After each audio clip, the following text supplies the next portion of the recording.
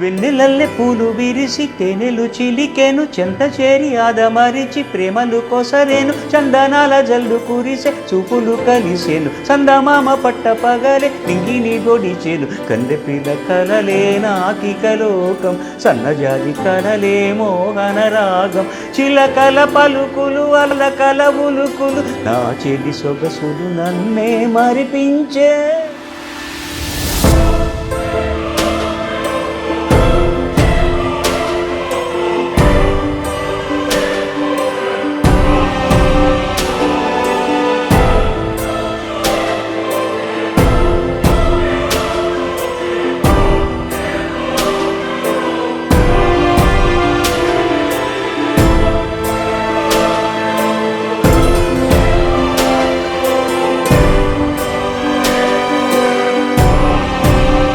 జగతపితరౌ వందే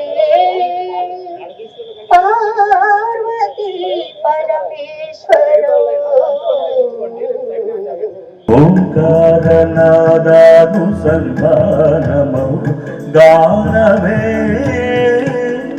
శంకరాభరణము.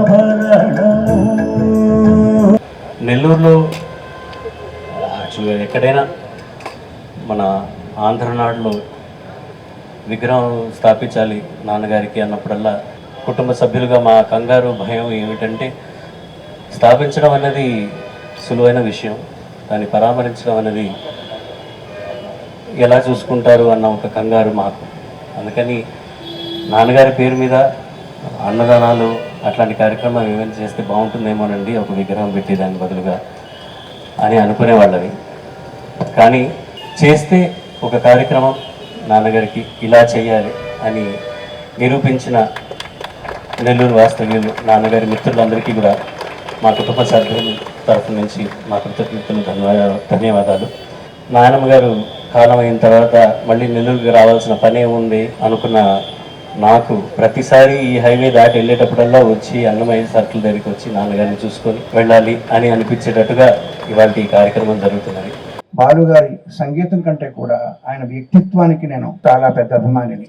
భాష, సంస్కారం, ప్రవర్తన, వినయం వీటిలన్నిటికీ కూడా నిలువెత్తు నిదర్శనం బాలుగారు. ఆయనను ఇక్కడ స్మరించుకుంటూ పెట్టిన ఈ స్మారకం ఎంత గొప్పదో. వేలాది పాటలకి ప్రాణప్రతిష్ఠ చేశారు ఆయన కంఠంతో, ఆయన గంధర్వ గానంతో. ఆ పాటలన్నీ కూడా ఆయన స్మారకాలే అని భావిస్తూ ఆయన పాట విన్న ప్రతిసారి కూడా ఆయన గుర్తొస్తారు. నెల్లూరులో ముఖ్యంగా ఈ ప్రాంగణంలో ఆయన రోజు దర్శించగలిగి గుర్తు చేసుకోగలిగే భాగ్యం మీకు ప్రత్యేకంగా దక్కినందుకు నా శుభాకాంక్షలు, అభినందనలు మీ అందరికీ కూడా. ఆయన చిరస్మరణీయులు. సర్వే జనా సుజనో భవంతు, సర్వే సుజనా సుఖినో భవంతు అన్న వాక్యాన్ని రోజుకు ఒక్కసారైనా ఆయన ఉద్ఘాటిస్తూ దాన్నే దైవనామ స్మరణగా ఆయన జీవించారు. మా అన్నయ్య అందరూ ఇండస్ట్రీలో క్లోజ్ సర్కిల్లో మణి అని పిలుస్తుంటారు. అలాగే నా పేరు కూడా సుబ్రహ్మణ్యం, ఒరిజినల్ నేము. నన్ను కూడా మణి అని పిలుస్తారు. నేను కీబోర్డ్ మణి, ఆయన సింగర్ మణి. అలాగే అన్నదమ్ములుగా మాకు మంచి అనుభూతి ఉంది. అలాగే ఆయన అసలు కీబోర్డ్ ప్లేయర్గా ఆయనతో పాటు ముల్లోకాలు తిరిగాను. ఆ ఎక్స్పీరియన్స్ నేను మర్చిపోలేను ఎప్పటికీ. అలాగే ఈ విగ్రహ ప్రతిష్ఠ రోజు నన్ను పిలిచినందుకు చాలా సంతోషంగా ఉంది. ఈ పండగ ఇంత పెద్దవాళ్ళతో జరుపుకున్నందుకు చాలా సంతోషంగా ఉంది. మనం నెల్లూరు వాసి అని సగర్వంగా మనం చెప్పుకునే ఎస్పి బాలసుబ్రహ్మణ్యం గారి విగ్రహం నెల్లూరు నగరంలో ఉండాలన్నది చాలా మంది కోరిక. ఆ యొక్క కోరికని ఏదైతే లాయర్ వారపత్రిక సంపాదకులు తుంగా శివప్రభాత్ రెడ్డి గారు, మురళకృష్ణ హజరత్ బాబు గారు, భారత్ బిల్డర్ చలపతి గారు, ఇంకా ఎంతో మంది పేర్లు చెప్పుకుంటూ పోతే వారందరూ కలిసి ఒక చక్కటి ఆలోచన చేసి వెంకయ్యనాయుడు గారికి చెప్పడం, వెంకయ్యనాయుడు గారు మా అందరితో మాట్లాడటం, వెంటనే యుద్ధ ప్రాతిపదికన పనులు జరగడం, అన్ని రకాల కూడా వారికి అండదండగా ఇవ్వడం, వారు కూడా స్వయంగా ఇంట్లో కార్యక్రమం చేసినట్టు ప్రతిరోజు నిలబడి చెప్పిన సమయానికే రికార్డు స్థాయిలో ఏదైతే శంకుస్థాపన చేసిన రోజు చెప్పడం జరిగింది. 4వ తారీఖు జూన్ ప్రారంభోత్సవం అదే రోజు చేయడం జరిగింది. మనస్ఫూర్తిగా వారందరూ అభినందిస్తూ ఎస్పి బాలసుబ్రహ్మణ్యం గారి కుటుంబ సభ్యుల్లో వసంత గారు విఆర్ కళాశాలలో నేను చదువుకునే రోజుల్లో మాకు సీనియర్. ఆ రోజుల్లోనే కళాశాల వార్షికోత్సవాల్లో వారు పాటలు పాడుతూ ఉంటే అందరూ కూడా ఎంతో సంతోషంగా ఉండేది. ఈరోజు 80వ జయంతి నాడు ఈ స్టాచ్యూని ఒక ముఖ్య అతిథిగా వచ్చేసిన వెంకయ్య నాయుడు గారి చేత మనం ఓపెన్ చేయించుకోవడం నెల్లూరు ప్రజలందరికీ కూడా మనం అదృష్టంగా భావించాలా. ఇప్పుడే ప్రభు చెప్పినట్టు ఈ పాట అమెరికాలో ఒక అవార్డు ఇస్తుంటే ఈ పాట ఇక్కడ పాడి దాన్ని అక్కడ రిలీజ్ చేయించారు 2018లో. సో ఎప్పుడు కూడా నేను మర్చిపోలేను. నా కన్వెన్షన్ సెంటర్ నెల్లూరులో కూడా ఓపెన్ చేసినప్పుడు చరణ్కి గుర్తుందో లేదో, మీ ఫాదరు మీరు వచ్చి ఇనాగ్రేషన్ ఆ రోజు వీళ్ళని పిలిచాను నెల్లూరుకి వచ్చి నా కన్వెన్షన్ సెంటర్ కూడా వీళ్ళ చేతనే ఇనాగ్రేట్ చేయించున్నాను. ముందు పూజ చేయించి ఆ తర్వాత పాట కచేరీ ఒకటి కూడా పెట్టించాం. వెంకయ్యనాయుడు అన్నే దీనికి వెనక వీళ్ళందరూ హైదరాబాద్ పోయి అన్న దగ్గర కూర్చొని ఫోన్ చేయించారు.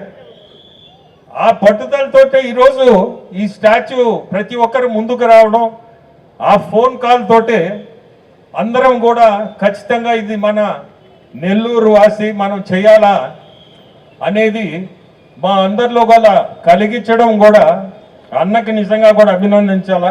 ఇప్పుడే మీకు ఎంపీ గారు వివరించారు. మర్చిపోలేని వ్యక్తి, విగ్రహాలు పెట్టి అంతటితో అయిపోయింది అనుకునే వ్యక్తి కాదు. విగ్రహం ఉన్నా లేకపోయినా ఆయన చిరస్థాయిగా ప్రతి ఒక్కరి మనసుల్లో నిలిచిపోయే వ్యక్తి, నిలిచిపోవాల్సిన వ్యక్తి అని అది ప్రతి ఒక్కరికి తెలుసు. కానీ ఏ కార్యక్రమం తను మొదలుపెట్టినా దాన్ని సక్సెస్ఫుల్గా వెరీ ఆర్గనైజ్డ్గా చేసే ప్రభు అన్నకి ముందుగా ధన్యవాదాలు తెలపాలి. ఎందుకంటే ఈ కార్యక్రమాన్ని ఇంత బాగా ఇంత చక్కగా ఆర్గనైజ్ చేసినందుకు, ఇటువంటి ఒక గొప్ప కళాకారుడి విగ్రహాన్ని అందులో మన నెల్లూరు ముద్దుబిడ్డ కళాకారుల విగ్రహాన్ని నెల్లూరు నడిబొడ్డులో తీసుకొచ్చి ఇక్కడ సోదరులు శ్రీధర్ అలాగే మంత్రి గారు ఎంపీ గారు అందరి సహకారంతో అయినా కానీ ఆయన దీన్ని మొదలుపెట్టిన రోజు చూసారేమో కానీ ఈరోజు ఓపెనింగ్కి వచ్చినప్పుడే అందరూ చూశారు. కానీ ఆయన బాలసుబ్రహ్మణ్యం గారి మీద ఉన్న ప్రేమ ఆయన ఇలా నిరూపించుకున్నారు. ఎందుకంటే ప్రభు అన్న ఎన్నోసార్లు ఆయన నెల్లూరుకు వచ్చినప్పుడు ఆయనకి అత్యంత ప్రేమ చూపించేవాళ్ళు. సో ఈరోజు దాన్ని ఇక్కడ ఇలాగా ప్రతిష్ఠించడం జరిగింది. ఈ విగ్రహ ప్రతిష్ఠించిన తర్వాత ఆ విగ్రహాన్ని ఎప్పుడు పర్యవేక్షించడం, అదేలాగా పార్క్ కానీ అన్ని మా విపిఆర్ ఫౌండేషన్ ద్వారా దానికి సేవలు అందించడం నిజంగా మా ఫౌండేషన్ అదృష్టంగా భావిస్తూ ఈ కార్యక్రమానికి విచ్చేసిన ప్రతి ఒక్కరికి మరోసారి ధన్యవాదాలు తెలుపుకుంటున్నాను. రోజు నిద్రలేచిన వెంటనే నేను చేసే పని ఏంటంటే, రాజకీయాల్లో ఉన్నప్పుడు బాగా బిజీగా ఉండేవాళ్ళం. ఆ రాజకీయం అయిపోయి ఉపరాష్ట్రపతిగా వచ్చిన తర్వాత నేను ఉదయం రోజు 4:30 లేచి ముందు వినేది ఒకవైపు అన్నమాచార్య కీర్తనలు, మరొక వైపు బాలసుబ్రహ్మణ్యం గారు ఘంటసాల గారి యొక్క పాత పాటలు వింటుంటే మనసు ఎంత అద్భుతమైన ఆలోచనలతో, ఒక పాజిటివ్ దృక్పథంతో, సానుకూల ఆలోచనతో ముందుకు వెళ్ళేటి అవకాశం కలుగుతుందని ఇప్పటికి కూడా నేను చేస్తూ ఉన్నాను. జీవితాంతం ఆఖరి రోజు వరకు కూడా చేస్తూ ఉంటానని చెప్పి నా కోరిక. ఈరోజు నేను మాత్రమే కాదు, ఎందరో తెలుగు ప్రజల హృదయాల్లో ఆలయ సుప్రభాత సంగీత నివేదనలోనూ ఆయన స్వరం నిత్యం ధ్వనిస్తూనే ఉంటుంది. శ్రీ బాలసుబ్రహ్మణ్యం గారు పేరు స్మరించుకోగానే శ్రీ దేవరకొండ బాలగంగాధర తిలక్ గారు ఆ రోజులో రాసిన అమృతం కురిసిన రాత్రి అనే మాట మనకు గుర్తొస్తుంది. ఆరంభం ఆనందం మనిషి అయిన వాడు, జీవితాన్ని ప్రేమించిన వాడు, జీవించడం తెలిసిన వాడు అంటూ దేవతలు సైతం కీర్తించిన వ్యక్తిత్వం అందులో కనిపిస్తుంది మనకి.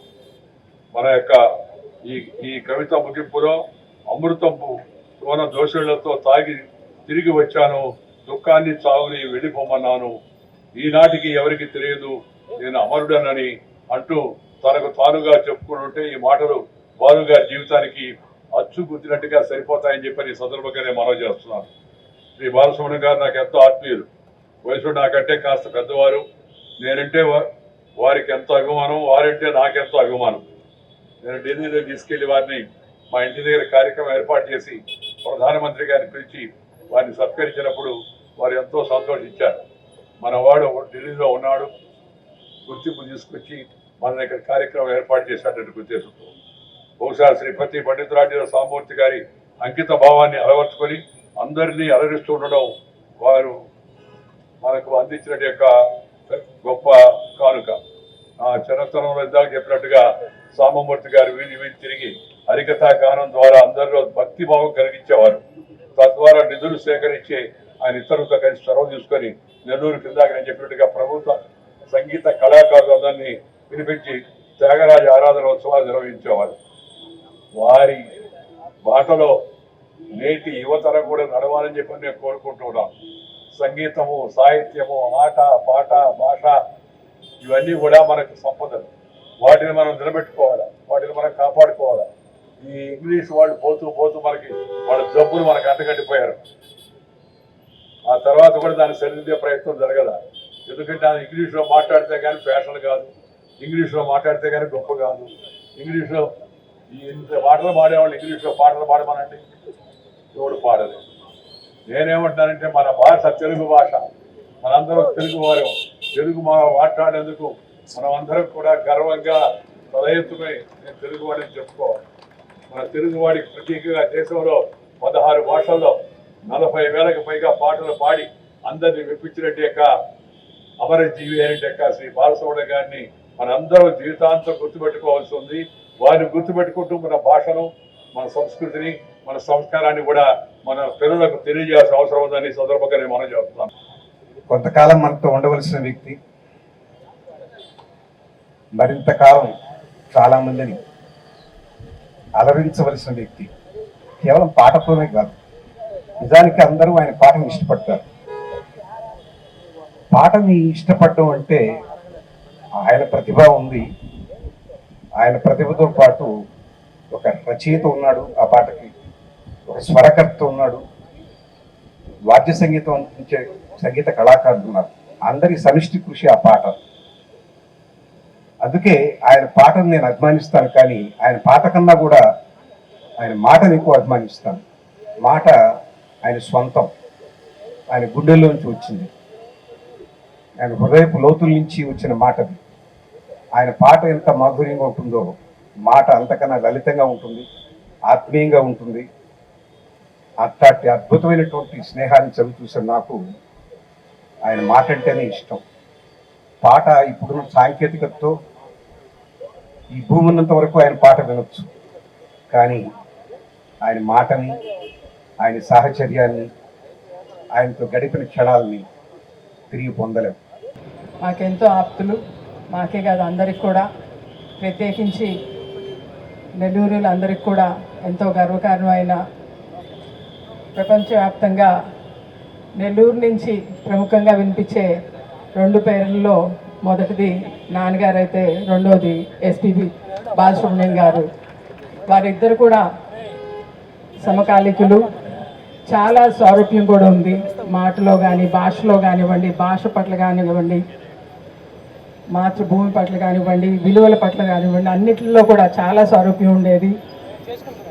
ఎప్పుడు కూడా చాలా విషయాల్లో నేను బాలసుబ్రహ్మణ్యం గారితో కూడా అనేదాన్ని, నేను ఏదన్నా చనువుగా ఏదన్నా అడిగినప్పుడు కానీ ఏదైనా చేసినప్పుడు కూడా చాలా ఓపికగా నాకు వారి వాయిస్ మెసేజ్ తోటి రిప్లై పంపించేవారు. ఈరోజు కూడా నా ఫోన్లో వారి పేరు మీద ఆ వాయిస్ మెసేజ్లు అలాగే ఉంచుకున్నాను, ఎందుకంటే చాలా ఆప్యాయంగా తల్లి అని నాకు తిరిగి రిప్లైలు పంపించేవారు. అండ్ చాలా చాలా ఆప్యాయంగా చిన్న విషయాన్ని కూడా విశదీకరించి ఒక్కోసారి ఆయన నాకు తెలుగులో రిప్లై పెట్టేవారు, ముందు రాసి టైప్ చేసి.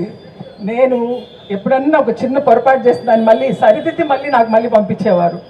అంతటి చనువు, ప్రేమ, వాత్సల్యం ఉండేది.